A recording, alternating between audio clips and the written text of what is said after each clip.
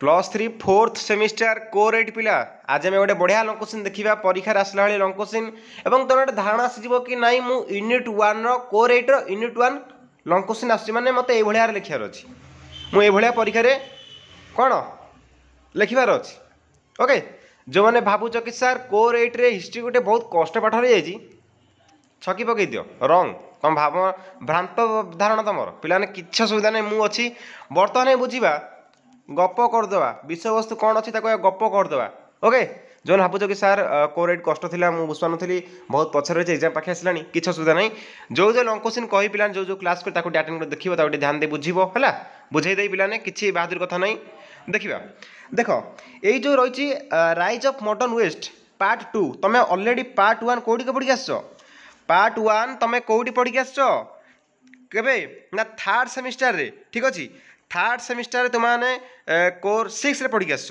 Yes or no तुम core 6 रे rise of modern west तुम ऑलरेडी पढ़ी आस जोटा देखते कि transition from feudalism to capitalism जोटा आम कहे कि सामंतवाद पुंजीवाद को परिवर्तन आम से पढ़ी आसुले yes or no yearly colonial explanation जोटा आम कहे प्रारंभिक औपनिवेशिक संप्रसारण जोटा आम कहे पे जलातारा कौन आविष्कार कौन अमेरिका दिग्गज ये देखते नवजागरण रिनेसां रिफर्मेशन धर्म संस्कार ये पढ़ी आसते किंतु से पाठ से मॉडर्न वेस्ट से पाश्चात्यर एटा आम देशर नुह से पाश्चात्यर एटा पार्ट 2 पढ़ा आ कौनटा बहादुर कथा अच्छी देखा ये जो कही प्रथम यूनिट कौन सिलेबस देखी देखनी बुझे दूसरी फास्ट ये जो रहीगला तुम टाइटेलटा कि आधुनिक पाश्चात्य देश समूहर अभ्युदय कौन कौन देखा घटी कौन अभ्युदय होती राइज कौन देखा राइज अभ्युदय आरंभ कहीं मॉडर्न वेस्ट माने पाश्चात्य देश आम देशर नुह आरंभ कहूँ आम हिस्ट्री ऑफ इंडिया पार्ट 3 पढ़े पार्ट 1 पढ़े पार्ट 2 पढ़ीचे ये सर नु ऐसा पढ़ी के आसे सब कौन देखिए ठीक आधुनिक पाश्चात्य देश समूह अभ्युदय देखिए कोर 8 रे ये जो कहला जे यूनिट 1 बढ़िया क्वेश्चन देखा कहला इंग्लैंडर लोकों विप्लव एवं ख्रीष्टीय अष्टादश शताब्दी यूरोप राजनीति जोटा कहे the English revolution and European politics in the 18th century बढ़िया विषय अच्छी कौन ताकर जब हम देखिए लौह जुग आसी कौन कौन धर्म कौन सब माने धर्म मतांतर देखा देछि धर्म विप्लव देखा देछि वाद विवाद देखा देछि पिलाने बढ़िया बढ़िया विषय को बुझिबा तो से लंग क्वेश्चन को जीवा पूर्व ये जो तुमकर यूनिट 1 संपर्क में मुझे बर्तमान कहूँ से कथाटे गुरुत्व दियो कहीं तुमकर ये जो इंग्लैंडर लोकंर भारतीय लोकंर नुह कारण इंग्लैंड लोकंर विप्लव देखा रिवोल्यूशन कौ कौ क्षेत्र रिवोल्यूशन देखा देछि एवं अष्टादश शताब्दी कहीं गुरुत्वपूर्ण ये जो 18th सेंचुरी कहीं गुरुत्वपूर्ण कौन कौन है मुझे बर्तमान संक्षिप्त बर्तमान कहूँ ध्यान दियो शुण ध्यान देकी देन से लंग क्वेश्चन कति को जीवा ताको आम आलोचना करवा जब आम देखा पिलाने 2टी शताब्दी को तुम टे मन रख एटा गुरुत्वपूर्ण 1560 एवं आउटा केते ना 1660 दीर्घ एक शताब्दी मध्य जहाँ भी घटी जाइए यही जो 2टी शताब्दी यूनिट 1 बहुत गुरुत्वपूर्ण 1560 रु 1660 जब हम देखा जो 1560 ख्रीष्टाब्दर पूर्व शताब्दी आ पूर्वर इंग्लैंड बहुत बढ़िया था कौन नई शताब्दी में समग्र यूरोप अर्थनैतिक स्थिरता थिला प्रगतिर साक्ष्य बहन करथिला नूतन विश्वर आविष्कार मध्य यूरोप में अर्थनीति और राजनीति को चलचंचल करथिला गोटे विधिबद्ध जमी गोटे देश रहा आवश्यक सेमती थिला बुझार पिला पाठ बुझ आइधर जो मान रेजल्ट करार ना जो मैंने गोटे धारणा आसबार ना केमती परीक्षा लिखी से पढ़ वीडियो देखना ओके जहाँटा कहूँ ध्यान दियो देन मु यूनिट 1 को लंग क्वेश्चन क्लास करी एमती डायरेक्ट तुमको पढ़ाई देविनी जेहेतु जमा क्लास होनी तुम मन फार धारणा आसब देन आगू बढ़िया ये गोटे कहर कथा रखुची पिलाने जब देखा ये जो 1560 रु 1660 ख्रीष्टाब्द पर्यंत ये जो सुदीर्घ बा एक शताब्दी जोटा कहे 100 वर्ष धार्मिक बर्बरता बा धार्मिक विशृंखला लगी रही यूरोप रे ये जो अवस्था कौन था ना अत्यंत दयनीय होता है देश में आर्थनैतिक संकट देखा जाता है जो धर्म जो विशृंखला देखा दूसरी जो आम जो एग्जाम्पल देवा हिंदू मुसलमान जब आम विशृंखला हम तो ये कौन हम आर्थनैतिक संकट देखा ना कौन यही समय को कौन कहला ନା ଏଇ ସମୟ ୟୁରୋପରେ ଲୌହ ଶତାବ୍ଦୀ ରୂପେ ବିବେଚିତ। ସବୁଠୁ ବଡ଼ ଗୁରୁତ୍ୱପୂର୍ଣ୍ଣ କଥା କି ଲୌହ ଶତାବ୍ଦୀ ଯଦି ଆମେ ଦେଖିବା ଏଇ ସମୟଟା କ'ଣ କୁହାଗଲା ନା ୟୁରୋପର ତୁମର ଲୌହ ଶତାବ୍ଦୀ। ଠିକ୍ ଅଛି, ଏଇଟା ଗୋଟେ ଗୁରୁତ୍ୱପୂର୍ଣ୍ଣ କଥା। ତ ଏ ଯେଉଁ ଲୌହ ଶତାବ୍ଦୀ ତୁମେ ଭାବନା କି ପିଲାମାନେ ଏଇଟା ସୁବର୍ଣ୍ଣ ଯୁଗ, ବହୁତ ଭଲ ଯୁଗ ନା ପିଲାମାନେ, ବହୁତ ବ୍ୟାଡ୍ ଇଫେକ୍ଟ ଥିଲା। କ'ଣ ନା ଏହା ଥିଲା ଅତ୍ୟଧିକ ବିପଦଗ୍ରସ୍ତ ପିଲାମାନେ, ଦୟନୀୟ ଏବଂ କଷ୍ଟକର ପରୀକ୍ଷାମୂଳକ ପ୍ରୟୋଗର ଏକ ଯୁଗ। ସମସ୍ତେ କଷ୍ଟ ଭୋଗୁଥିଲେ ପିଲାମାନେ, ସେଭଳିଆ ଏକ ସମସ୍ୟା ଦେଖାଇଥିଲା। ମୁଦ୍ରାସ୍ଫୀତି ଦେଖାଇଥିଲେ ପିଲାମାନେ। ଆହୁରି ବଡ଼ ଗୁରୁତ୍ୱପୂର୍ଣ୍ଣ କଥା କ'ଣ ନା ଏ ଯେଉଁ ମଧ୍ୟଯୁଗୀୟ ୟୁରୋପରେ ବ୍ୟକ୍ତିଗତ ସାମାଜିକ ଅର୍ଥନୈତିକ ରାଜନୈତିକ ଜୀବନ ଦୁଇ ଗୋଟି ସଂଗଠନ ଯଥା ସାମନ୍ତବାଦ ଯେଉଁଟା ଫେଡରାଲିଜମ୍ କହୁଛେ ଏବଂ ଖ୍ରୀଷ୍ଟିଆନ ଧର୍ମ ଦ୍ୱାରା ପରିଚାଳିତ ହେଉଥିଲା, ତାଙ୍କ ଦ୍ୱାରା ନିୟନ୍ତ୍ରିତ ହେଉଥିଲା। ହେଲା, ଯିବା ପିଲାମାନେ କ୍ଲାସ୍କୁ ବର୍ତ୍ତମାନ ଦେଖିବା ଆମେ କ'ଣ ଲଙ୍କୋଶ୍ଚିନ୍ ଅଛି। ପିଲାମାନେ ମାନେ ଏ ବିଷୟରେ କହୁଥିଲେ ମୁଁ ତୁମକୁ ନିହାତି ଏଠି ଅଧଘଣ୍ଟା କହୁଥିବି। ଏଇ କ୍ଲାସ୍ କରିବା, ଏଇଠୁ ଆମେ କିଛି ବୁଝିଯିବା। ଯାହା ଯାହା କଥା କହିଛି, କିଛି କଥା ନ କହିଛି ସବୁ କଥା କହିବି ମୁଁ। କାଲି ମନେ ରଖ କି 1560ରୁ 1660 ଖ୍ରୀଷ୍ଟାବ୍ଦ ୟୁରୋପୀୟ ଇତିହାସର ସର୍ବବିଧ ବା ସର୍ବାଧିକ ସଙ୍କଟକାଳ ବା ସମସ୍ୟା ବହୁଳ ଥିଲା। ଠିକ୍ ଅଛି, ଏଇଟା ଗୋଟିଏ ମନେ ରଖିଥିବା ପିଲାମାନେ, ଏଇଟା ଗୋଟେ ଗୁରୁତ୍ୱପୂର୍ଣ୍ଣ କଥା। ବା ଆମେ କହିପାରିବା ଆଉ ଗୋଟେ କଥା, ଏଇ ଯେଉଁ ଦୀର୍ଘ ଏକ ଶତାବ୍ଦୀ ପରେ 1560ରୁ 1660 ତ ସେଇଠୁ ପୁଣି ଆରମ୍ଭ ହେଉଛି 1660ରୁ 1775 ଖ୍ରୀଷ୍ଟାବ୍ଦ ପର୍ଯ୍ୟନ୍ତ ଆମେ କହିପାରିବା ପିଲାମାନେ ଏକଛତ୍ରବାଦ ବା ଯାହାକୁ ଆମେ କହୁଛୁ ପିଲାମାନେ ଡିକ୍ଟାଟରସିପ୍ ଯେଉଁଟା ଆମେ କହୁଛୁ ପିଲାମାନେ, ଏବଂ ନିରଙ୍କୁଶ ବା ସ୍ୱେଚ୍ଛାଚାରୀ ରାଜତନ୍ତ୍ର ଯୁଗ ଦେଖାଯାଇଥିଲା ୟୁରୋପରେ। ସବୁ ୟୁରୋପ ବିଷୟରେ ପଢ଼ୁଛ ପିଲାମାନେ, ସବୁ ପାଶ୍ଚାତ୍ୟ ବିଷୟରେ, ଏଇଟା ଭାରତ କଥା ନୁହଁ।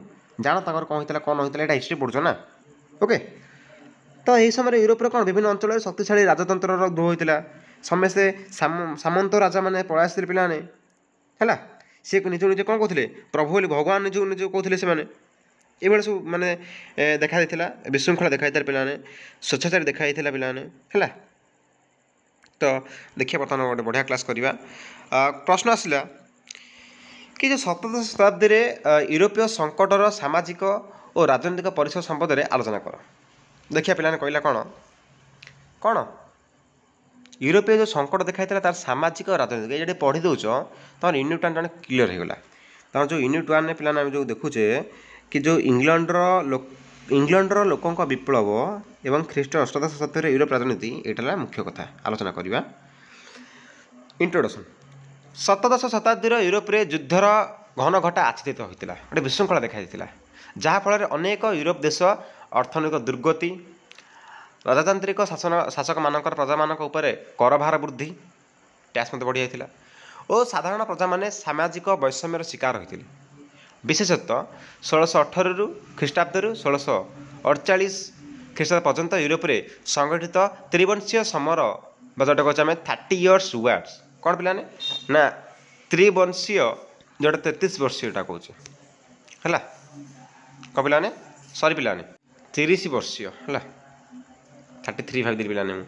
ଏଇଟା କ'ଣ ତ୍ରିବଂଶୀୟ ମାନେ କ'ଣ 30 ନା ମାନେ କ'ଣ 30 ବର୍ଷୀୟ ଯେଉଁଟା ଆମେ କହୁଛେ। ହେଲା, ଦେଖେ ତାର କ'ଣ କହିଲା, ସମଗ୍ର ୟୁରୋପକୁ ଏକ ବିଭୀଷିକା ଆଡ଼କୁ ଟାଣି ନେଇଥିଲା। ବିଭୀଷିକା କହିଲେ ଗୋଟେ ଯନ୍ତ୍ରଣାମୟ ଅବସ୍ଥା। ୟୁରୋପରେ ବିଭିନ୍ନ ରାଜବଂଶ ପରସ୍ପର ମଧ୍ୟରେ କ'ଣ ସଂଘର୍ଷ ଲିପ୍ତ ରହୁଥିଲେ। ଆଉ କ'ଣ ଦେଖାଉଥିଲା, ସ୍ପେନ୍ସର ହାବସବର୍ଗ ରାଜବଂଶ ଏବଂ ଫ୍ରାନ୍ସର ବୁର୍ବୋ ରାଜବଂଶ ମଧ୍ୟରେ ନିଜ ନିଜର ପ୍ରାଧାନ୍ୟତାକୁ ନେଇ ଉପସ୍ଥିତ ବିବାଦ ଥିଲା ଏହାର ଜ୍ୱଳନ୍ତ ଉଦାହରଣ। ଯେଉଁଟା କହୁଛି ତ୍ରିବଂଶୀୟ 30 ବର୍ଷ କ'ଣ ଦେଖାଇଥିଲା ପିଲାମାନେ ଦେଖ, 1618 ବିଶେଷ କରି ଖ୍ରୀଷ୍ଟାବ୍ଦରୁ 1648। ତାର କହିଲା ସମାଜରେ କ୍ୟାଥୋଲିକ, ପ୍ରୋଟେଷ୍ଟାଣ୍ଟ, କାଲଭାନି ଏହିସବୁ ସମ୍ପ୍ରଦାୟ ମାନେ ଦେଖାଯାଇଥିଲେ ପିଲାମାନେ। ହେଲା, ଏଇଭଳି ସମ୍ପ୍ରଦାୟ ବିଭକ୍ତ ହୋଇଯାଇଥିଲେ।